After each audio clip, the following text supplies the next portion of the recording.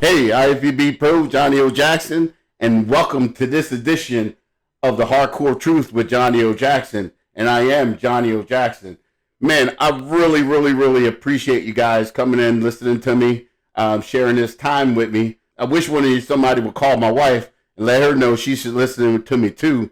But between me and you, I don't listen to her either sometimes. So anyway, y'all not going to get me in trouble today. So let's move on. Today's topic. And today's topic is, one of my favorite topics to talk about, training styles. And most trainers know your training style is almost like your religion. Once you find one that works for you, you stick to it. If it's not broke, you don't try to fix it. I'm going to take you back to my youth when I first started training. And I got into training because of football, because I wanted to be stronger, bigger, faster, handle myself on the football field. So I thought, in the gym was where I needed to be to attain that. So, I was lucky enough to be able to train with my brother. Willie Parker is his name. I lost him back in the 90s, and thank God for him that he regimented my workouts.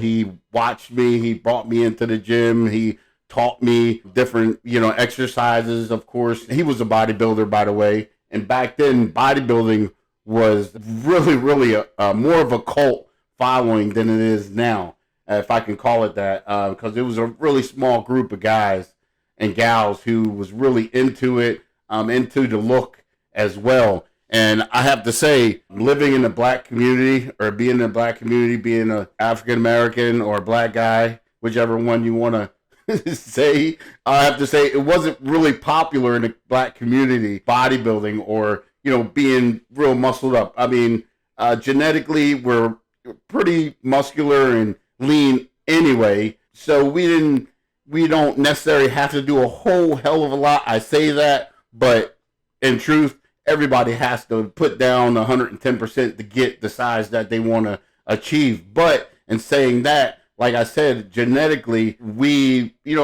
a tad bit, more muscular and fit. And saying that, it still isn't that popular in the black community. And tell you the truth, basketball, when I was growing up, was the thing during, the 70s, 80s, Dr. J and all that. I was a big Sixers fan. I don't watch basketball as much as I used to when I was small, but I know I was a 76ers fan and Julius Irving fan as well, my whole family. Anyway, in saying that, I mean, we all, on a daily basis, would go down to the basketball courts. I mean, back then, that was the thing to do. In the evening time, that's where you would catch everybody, on a basketball court showing their moves. Unfortunate for me, I was into, working out and into bodybuilding, so I was a little bit bigger and most muscular than most kids my age. So going down to the basketball courts and everybody's in front of all the hot chicks and all the, you want to show off your thing. And of course I'm standing there waiting to get picked up by a team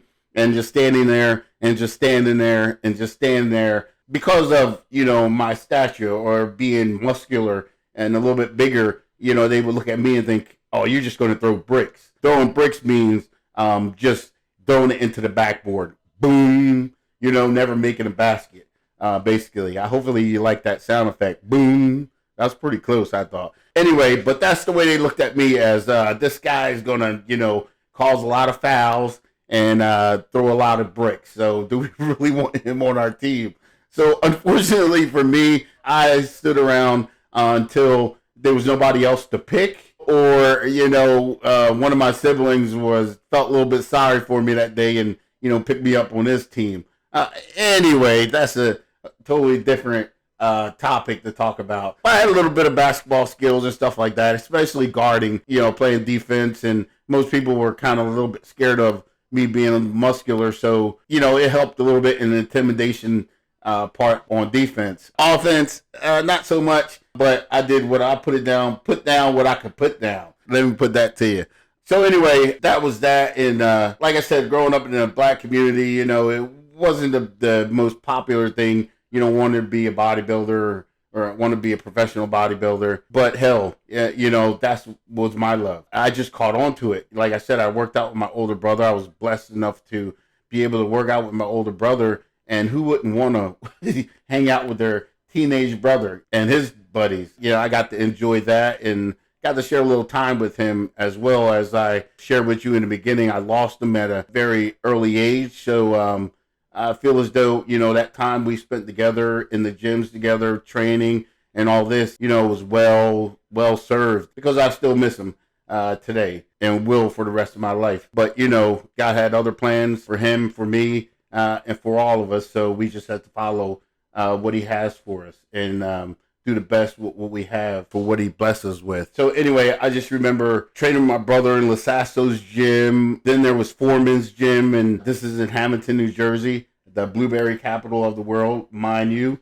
And I stated earlier, living in the black community, but tell you the truth, it was a small town, Hamilton, New Jersey, and mostly it was Puerto Ricans and Italians in the town. At one point growing up, I just knew we were the only black family in the town, basically. Once we got into middle school, there was the Tuckers. Realized the Tuckers were around, and also they were a black family, obviously. I'm talking about them. So we got to share, you know what I mean, that common denominator there in the small town in Hamilton, New Jersey. Anyway, regardless of what you have to face, you know, take it for what it is, and you drop your head and run forward towards it, you know, and run it over, take over, make it yours. And so, you know, that's what we did. You know, we made the town ours, you know, our home, or we didn't like ram into anybody, but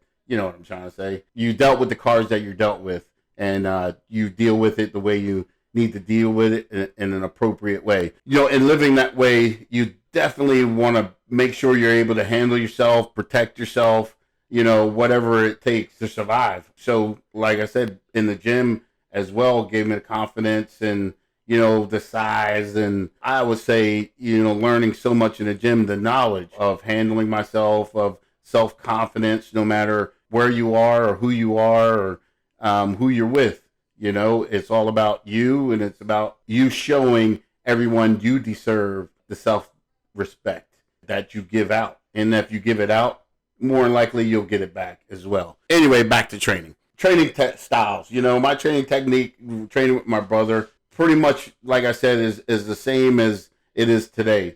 It was all out. And guys, I can't tell you enough to explain to you, to convince you that you have to get in the gym. You have to put 110% in. If you do that, there's so many different ways of training. I always say there's 50 million ways of training. You just got to find out which one works for you. You know, that's the deal. You got to experiment. You got to do your research. It doesn't matter, you know, check a person out, you know, whether they're working, or walk over to them, ask them a question. You know, why are you doing this exercise? What did that exercise do? You know, just do what you have to do, because ultimately you're helping yourself out. You're trying to achieve your goal. So you do whatever it takes. You ask whoever you need to ask. You swallow whatever, as much pride as you need to swallow to get your answers, your questions answered. Because once you get your questions answered, and knowing opens up a whole nother world, you know, of success, of attaining goals as well. So you guys will find out really quick. I love stories, you know, telling my little bit of stories, going left field on you a little bit. So hopefully I get back on track after the story. I'm sure I will. But anyway, hold on there. I remember this one particular friend of my brother's, Andy Solaria, his name was, and I remember taking my sisters out to Kmart. You know, I was sitting in the car when my sister went to Kmart. She had to get something. I don't know what it was. It's 500 years ago. So I'm sitting there. This guy walks out the door. I'll never forget.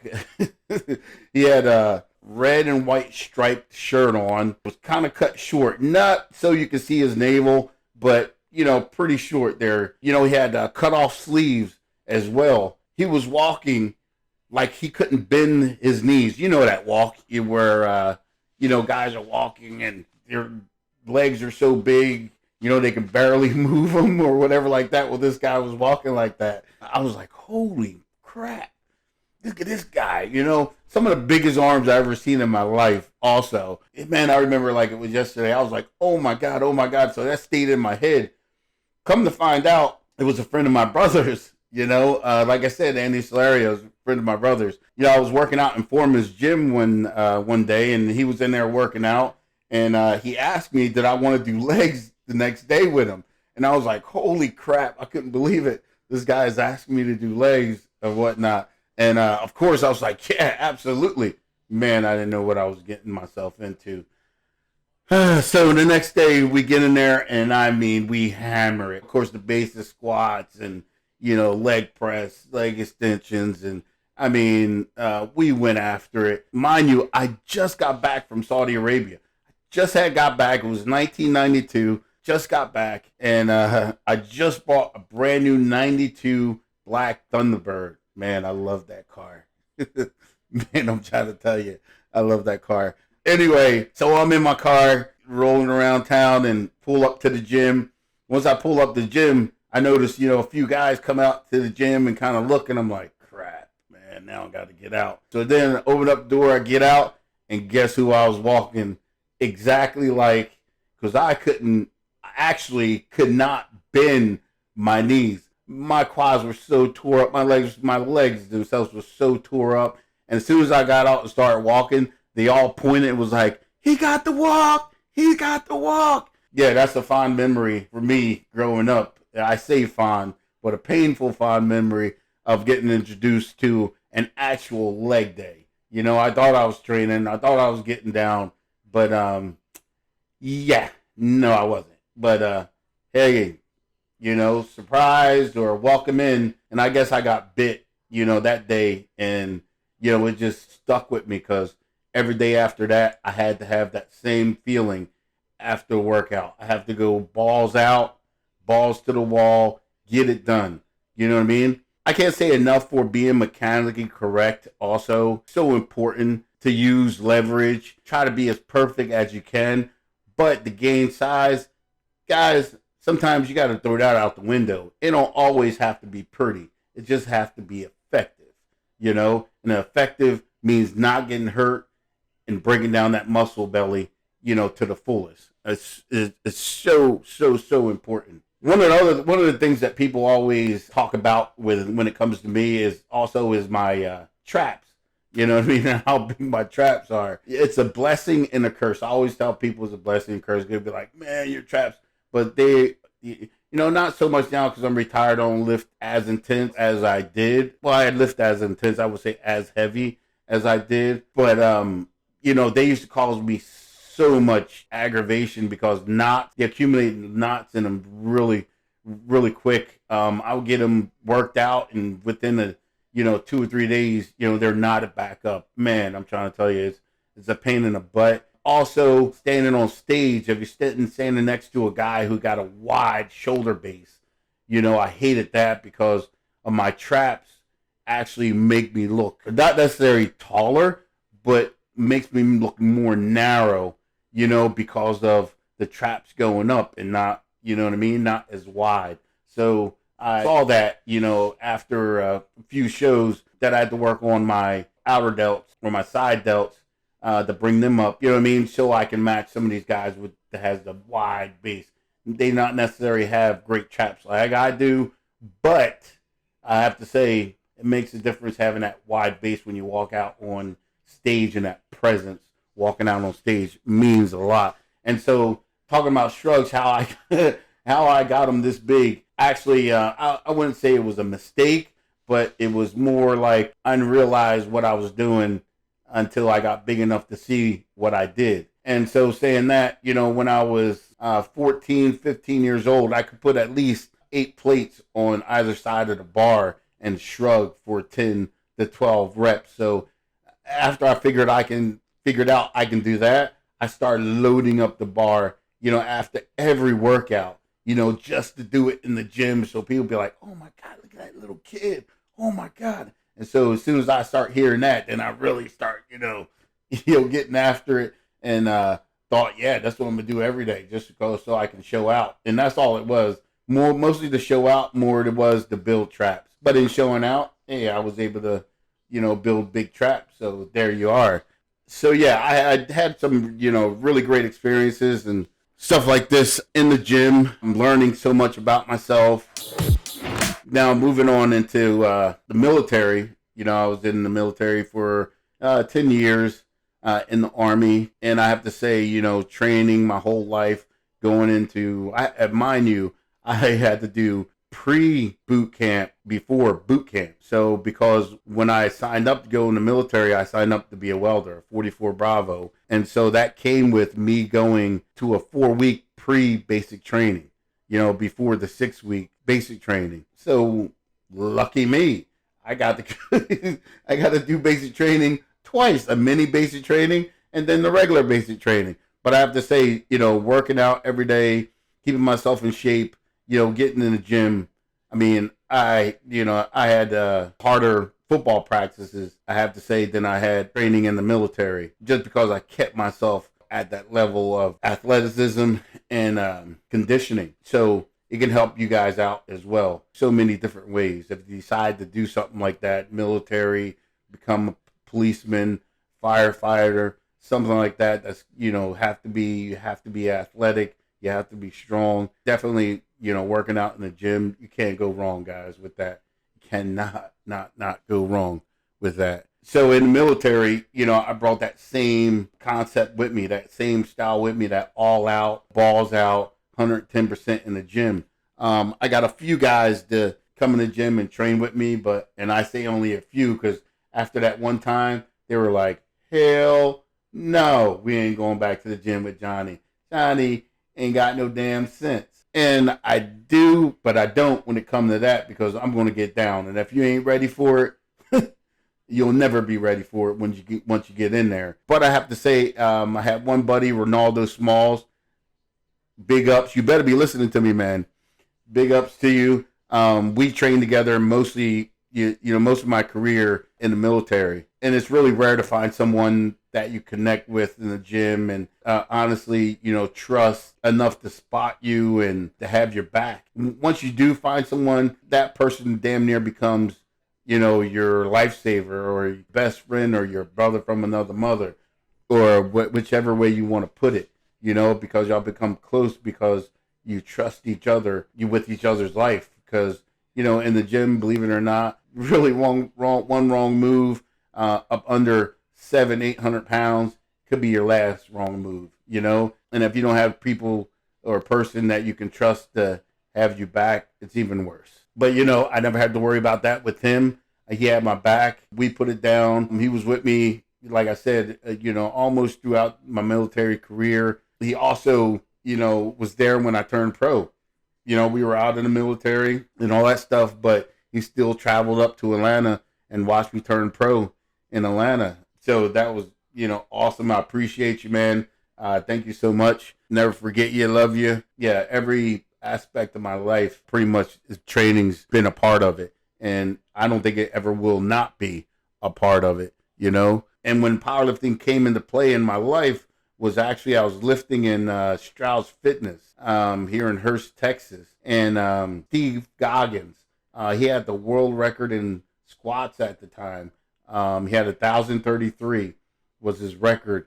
Somebody's broken that, and he came back and broken that also. So I don't know what it is at this point, what the world record is. But like I said, at the time, he had the world record, 1,033. And I remember him coming up to me. He saw me, lifting in the gym, and he came up to me like, man, Johnny, you're strong, man. You should power lift, And I was like, okay. And I had pretty much the next day, I started training with him, Kirk Stroud, in the group of guys in powerlifting, learning the powerlifting movements and, what you had to do. And it pretty much came easy for me. And that's just not boasting or bragging. I mean, I just caught on to it really quick. And deadlift was my thing. Squat and deadlift was my thing, per se. So just give you a few numbers. My heaviest squat is 826 pounds. My heaviest deadlift is 832 pounds. And my biggest bench was 545 pounds. And all those numbers are raw lifting numbers. I actually benched more than that, but with a shirt on.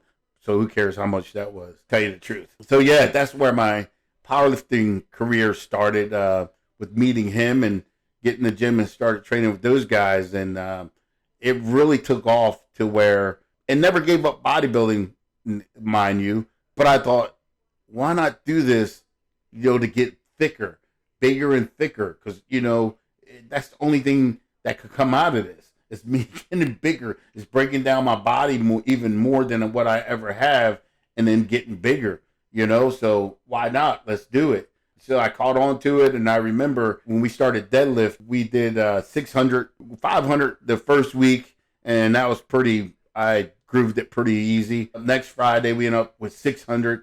I grooved that pretty easy. The following week, they were like, come on, let's put 700 on. And I was like, cool. And I grooved that just as easy as the 5 and the 6.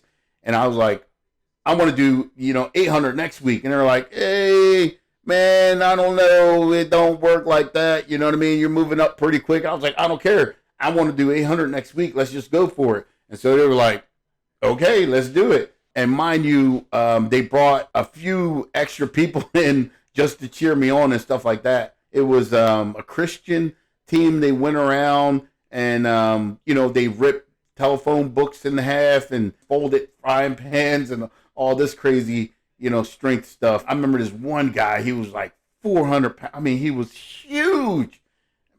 I don't even know if he was 400 pounds. He looked like he was 400 pounds. I was like, oh my God. Anyway, they loaded up the bar for 800 and everybody's yelling and, getting down and, I got charged up and I grooved that just as easy, and everybody's, yeah, hell yeah, going crazy. The big guy grabbed me and hugged me and my face was in his chest. I couldn't breathe and I was like, thank you, man, for letting me go.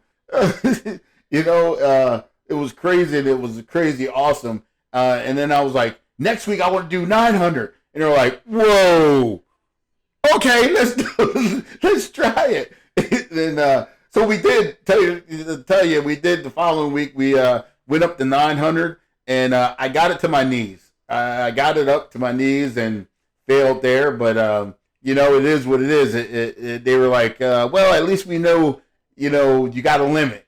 Now we work off of that. So that was pretty cool and a great time in my life. And, discovering, I thought I had already discovered all I had to discover, but obviously not. So that was really great for me, really motivational to me. And I tell people time and time again, about motivation. How do you stay motivated? How do you stay motivated? Well, that's how you stay motivated, guys, by going in, hitting the gym, accomplishing things.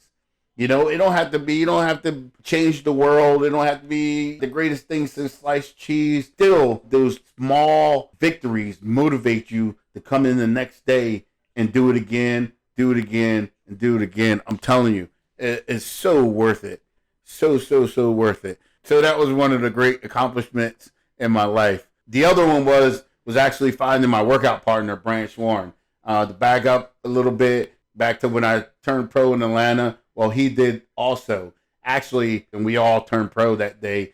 And I won overall. Thank you. So that was, like I said, one of the great accomplishments was, not just turning pro, but also finding my workout partner. So to move a little bit forward, that Monday after the show, I was in Stroud's. Here come Branch and Jay Moore, walk in. Jay Moore was one of our other workout partners, and pretty much they worked out all their lives together, as far as I know. And they showed up at Stroud's and started training, and I was like, whoa, there's that dude that turned pro. Oh, man, that's cool. So I'm listening to them, and they're getting down, and they're just hammering it down. After they worked out, Branch walked over to me, and I was like, what's up, man? I said, hey, man. It was like, when are you training tomorrow? I was like, back? You want to hook up? It's like, hell yeah. That was it. And we've been training for 17 years every day after that. That was pretty much our conversation, more or less. And we hadn't stopped to this day. And talking about that, mind you, of a story, real recent story up at Destination. Because I say on the last videos I've made that ain't nothing changed but the year. You know what I'm saying? So anyway, we're training up at Destination. This guy decided he wanted to jump in. Branch's wife, Trish, knew the lady, and Branch knew her too. She was a competitor, I think. I'm not sure. Anyway, she worked up there at Destination, and her husband, he was in the military too, or retired out of the military. He was like special forces or something like this. So he decided to jump in with us and do and do back. So we're training, and we're like 3 exercises in, and the guy's standing like in the middle of the gym, and I turn around and look at him. He goes, "Whoa, I can't see. Wait a minute, man, I can't see." And Branch was like, "Man, that you don't need to see. You just need to feel. Keep on training, you know." And it was awesome. So that just shows you, our mentality and our drive and what we do and how we work out. Anyway, that's it for me today. Hopefully you guys enjoyed it. I enjoyed you. Thank you again for stopping in and listening to me. Like I said, give my wife a call and let her know she should listen to me too. Just kidding. But hey guys, like I said, hardcore truth. Thank you for stopping in. Thank you for spending this time with me. I really appreciate it. And make sure you make comments. Let me know what you guys want me to talk about. I would love to hear that, so you can hear what I got to say. And subscribe, and follow. And like I always tell you,